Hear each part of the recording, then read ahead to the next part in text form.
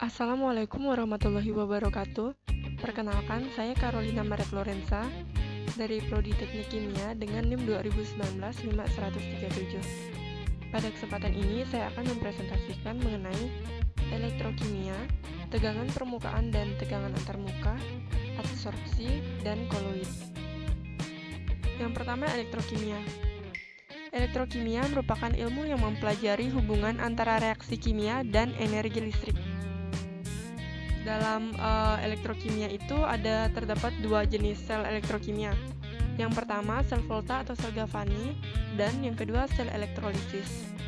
Sel Volta atau sel Galvani adalah sel elektrokimia yang di dalamnya terjadi reaksi kimia yang menghasilkan energi listrik proporsional. Nah, seperti yang terlihat pada gambar, itu gambar sel Galvani atau sel Volta. Di dalam gambar itu ada voltmeter. Voltmeter itu adalah komponen yang berfungsi untuk menentukan besarnya potensial sel. Kemudian ada jembatan garam. Nah, jembatan garam ini adalah tabung berbentuk U yang mengandung larutan pekat elektrolit inert. Kemudian ada anoda atau elektroda negatif. Ini merupakan tempat terjadinya reaksi oksidasi. Pada gambar ini, yang menjadi anoda adalah elektroda Zn atau Zeng. Kemudian ada katoda atau elektroda positif, merupakan tempat terjadinya reaksi reduksi. Pada gambar ini, yang menjadi katoda adalah Cu atau tembaga. Pada anoda, logam Zn melepaskan elektrolit dan menjadi Zn2 positif yang larut. Pada katoda, ion Cu2+ itu menangkap elektron dan mengendap menjadi logam Cu.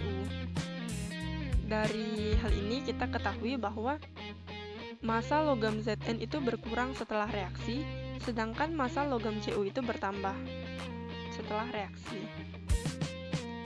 Selanjutnya kita lihat sel elektrolisis. Sel elektrolisis merupakan sel elektrokimia yang mendorong terjadinya reaksi kimia dengan adanya aliran listrik di dalamnya. Seperti terlihat pada gambar, elektroda positif dari sel dihubungkan ke kutub positif dari sumber listrik. Kemudian elektroda negatif dari sel dihubungkan dengan kutub negatif pada sumber arus listrik. Pada elektroda positif atau disebut juga anoda, karena dihubungkan dengan kutub positif pada sumber arus listrik yang potensialnya lebih besar, menyebabkan terjadi reaksi oksidasi dan elektron mengalir dari elektroda ini menuju ke sumber arus listrik. Pada elektron bergerak dari kutub negatif sumber arus listrik ke elektroda negatif atau katoda sehingga menyebabkan terjadi reaksi reduksi. Jadi elektronnya itu bergerak dari kutub negatif sumber arus listrik atau yang digambar ini sumber arus listrik DC, itu elektronnya mengalir ke elektroda negatif sehingga menyebabkan terjadinya reaksi reduksi. Logamnya tereduksi. Kemudian perbedaan sel Volta dan sel elektrolisis. Untuk sel Volta, reaksi kimia menghasilkan energi listrik, sementara pada sel elektrolisis, energi listrik yang menghasilkan reaksi kimia. Di sel Volta digunakan dua elektroda logam berbeda, sementara pada sel elektrolisis digunakan dua elektroda inert yang sama. Untuk sel Volta, anoda bermuatan negatif dan katoda bermuatan positif. Untuk sel elektrolisis, itu kebalikannya, anoda bermuatan positif, sementara katodanya bermuatan negatif. Untuk sel Volta, reaksi berlangsung spontan. Untuk sel elektrolisis, reaksinya tidak spontan. Selanjutnya, kita membahas mengenai adsorpsi. Adsorpsi ini merupakan serangkaian proses yang terdiri atas reaksi-reaksi permukaan zat padat, disebut juga adsorbden, dengan bahan pencemar yang diabsorpsi atau disebut adsorbat. Adsorpsi ini merupakan proses yang meliputi tertariknya materi dari suatu fase yang terpusat pada permukaan fase kedua. Pada adsorpsi ini contohnya itu penjernihan air dan pemutihan gula tebu. Untuk penjernihan air itu kita lihat pada gambar ya, tangki pertama itu berisi air yang masih kotor, dan pada tangki kedua itu tempat ditampungnya air yang udah dalam kondisi lebih baik.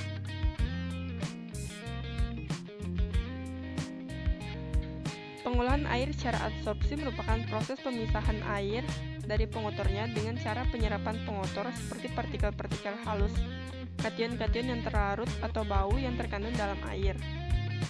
Medium adsorpsi yang umumnya digunakan dalam pengolahan air adalah karbon aktif atau mineral zeolit. Karbon aktif ataupun zeolit ini memiliki sifat sebagai adsorben, sehingga mampu menyerap partikel atau kation-kation dan bau yang terlarut dalam air. Seperti yang kita lihat pada tangki satu itu ada adsorbennya yang nanti akan menyerap kotoran-kotoran pada air dan kemudian sehingga airnya bersih dan bisa dialirkan lagi ke tangki kedua.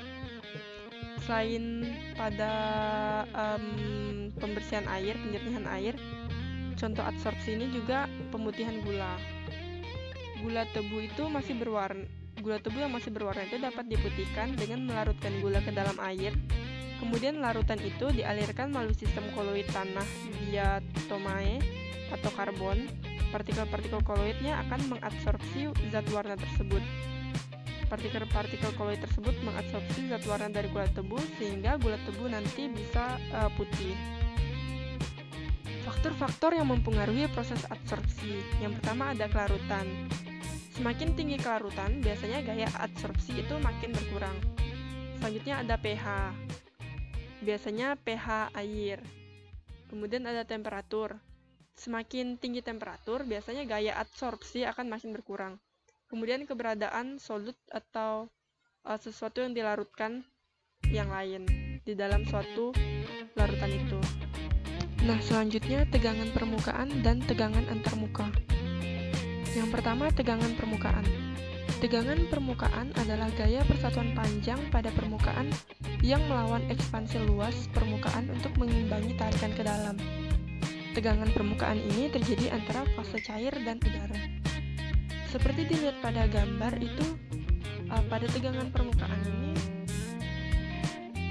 ada cairan kan dalam gelas. Nah, di atas kayak di batasnya itu antara cairan dan udara. Jadi setelah cairan ini langsung udara gitu. Jadi tidak ada zat lain yang membatasinya lagi. Itu disebut tegangan permukaan. Selanjutnya tegangan antarmuka. Tegangan antarmuka adalah sesuatu yang terjadi pada batas antara dua fase yang tidak saling campur. Sebagai contoh, kita lihat ada hewan yang bisa mengambang di atas air. Nah, pada kejadian ini, hewan itu tidak tenggelam, tapi berada di atas permukaan air. Antara air dan hewan ini ada antarmuka atau antar permukaan. Jadi antar permukaan air dan antar permukaan hewan. Sehingga ada batas dan hewan ini bisa mengambang. Contoh lainnya itu ada air, bulir-bulir air itu ya pada daun. Jadi terdapat antarmuka juga antara permukaan daun dan juga permukaan air sehingga mereka tidak menyatu gitu. Jadi ada tegangan antarmukanya. Selanjutnya koloid. Koloid ini merupakan campuran dari dua zat atau lebih yang tersebar secara merata dengan ukuran partikel terdispersi antara 1 sampai 1000 nanometer.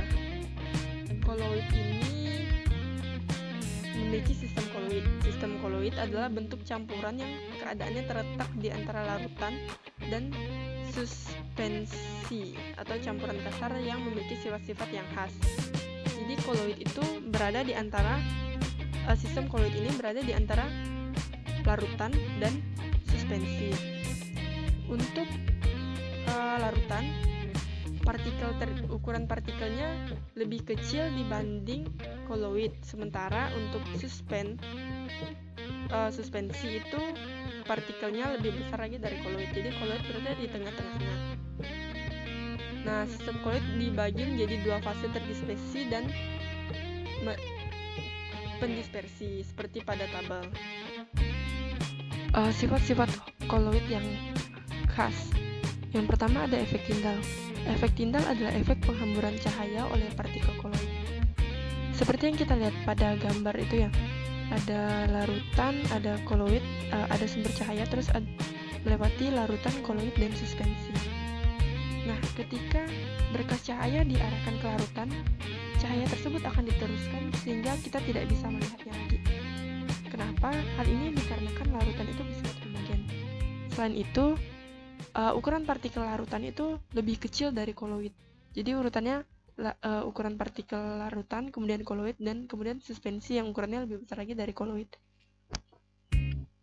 Namun ketika sumber cahaya itu kita center ke partikel koloid dan suspensi, berkas sinar akan dihembuskan sehingga jejaknya terlihat seperti yang terlihat pada gambar ya. Kita bisa melihat berkas cahaya itu melewati koloid dan suspensi. Nah, contoh koloid ini, contoh efek Tyndall ini dalam kehidupan sehari-hari yaitu saat di bioskop.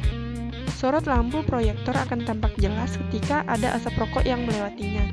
Jadi kita bisa melihat cahaya itu lewat, maksudnya kita bisa melihat cahaya ketika ada asap rokok.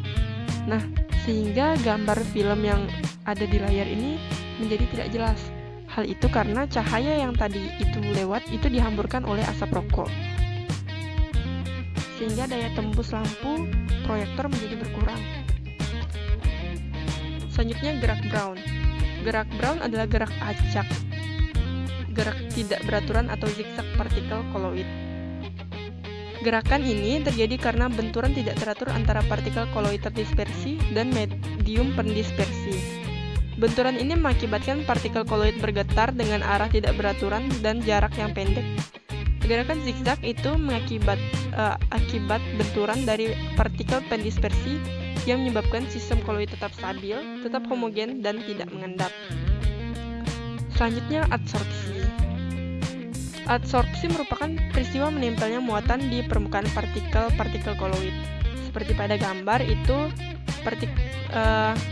muatannya menempel pada koloid. Selanjutnya koagulasi. Koagulasi adalah peristiwa terjadinya pengendapan pada koloid. Penggumpalan partikel ini terjadi karena kerusakan stabilitas sistem koloid atau karena penggabungan partikel koloid yang berbeda muatan sehingga membentuk partikel yang lebih besar. Koagulasi ini dapat dipengaruhi oleh pemanasan, pendinginan, penambahan elektrolit, pembusukan, pencampuran koloid yang berbeda muatan, dan elektroforesis. Contoh koagulasi koloid dalam kehidupan sehari-hari itu contohnya pada penggumpalan susu yang basi. Jadi ini karena reaksi pembusukan dan kemudian telur yang direbus hingga membeku. Jadi tadi salah satu faktornya kan itu suhu ya, dipengaruhi oleh suhu sehingga telur ini direbus sehingga suhunya tinggi terus dia menggumpal.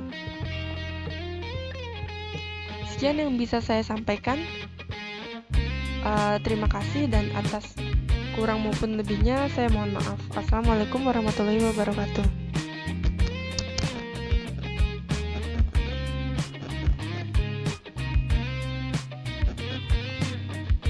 Sekian yang dapat saya sampaikan. Atas kurang dan lebihnya saya mohon maaf. Saya ucapkan terima kasih dan wassalamualaikum warahmatullahi wabarakatuh.